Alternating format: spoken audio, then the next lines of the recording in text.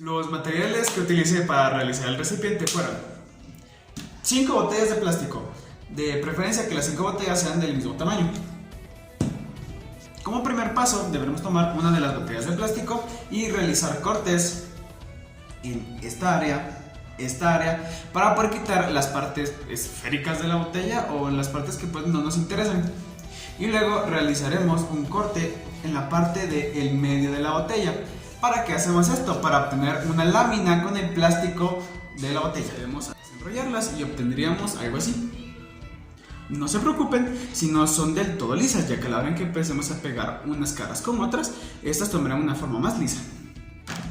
Luego procederemos a tomar el cartón y realizaremos algunos moldes con este. Yo hice un molde cuadrado para la base de mi recipiente. Las dimensiones de este molde son de 16 por 16 centímetros. Para las caras laterales hice un trapecio. Las dimensiones de ese trapecio son de 16 centímetros, 2 centímetros y 24 centímetros de largo. Procederemos a cortar las láminas de plástico según los moldes que tenemos. Obtendríamos algo así para la base de nuestro recipiente.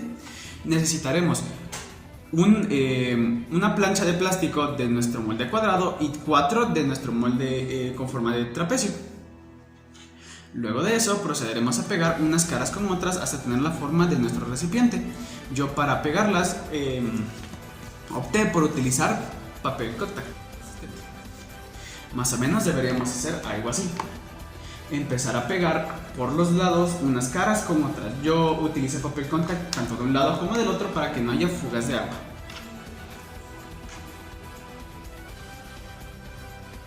Ya de que hayamos unido todas las caras, obtendremos un recipiente con esta forma. Pueden ver que utilicé cinta aislante para poder reforzar los lados de mi recipiente. Y también utilizo esta línea que me marcará para cuando el agua haya llegado a una altura de 12 centímetros. Ahora sí, procederé a la segunda parte de mi proyecto, que sería calcular cuánto tiempo se tarda en llenarse mi recipiente hasta que llegue a este nivel de agua.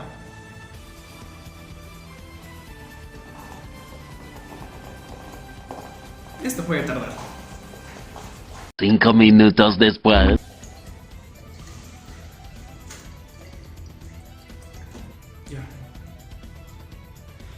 Se tardó ahora 1 minuto 13 segundos. 2 horas después. Se tardó 1 minuto 14 segundos. Mucho más tarde. Ahora se tardó 1 minuto 14 segundos. Ahora explicaré los cálculos que hice para poder llegar a la derivada de la altura. Número 1. Busqué la fórmula para encontrar el volumen de mi recipiente. Luego despejé para la altura y luego empecé a derivar. Cabe destacar que puse a la derivada de la base más grande como constante, ya que esta en ningún momento cambia.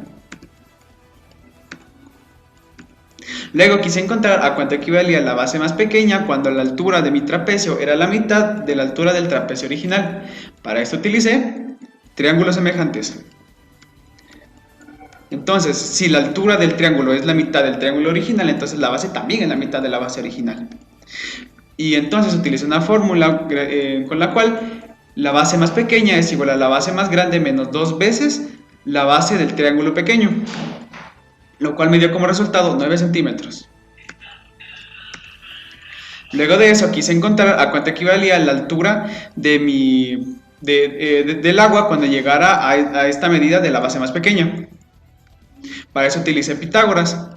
X es igual a la base más grande menos la base pequeña dividido 2. Serían 3.5 centímetros. Utilicé el teorema de Pitágoras y descubrí que la altura del agua cuando llegara a esa medida de la base más pequeña serían 12 centímetros. Luego, con los datos de los cuales ya dispongo, utilicé la fórmula del volumen para encontrar el volumen final, que serían 1924 centímetros cúbicos. Luego de eso saqué el promedio de los 3 tiempos que tomé cuando llené mi recipiente. Luego de eso cambié todos los valores que encontré dentro de mi fórmula. que son derivada del volumen, derivada de la base más pequeña, la medida de la base más pequeña, la medida de la base más grande y el volumen cuando la altura del agua es igual a 12 centímetros. Entonces, al reemplazar todos estos valores dentro de mi fórmula, obtuve que la derivada de la altura es aproximadamente 0.24 centímetros por segundo. Muchas gracias.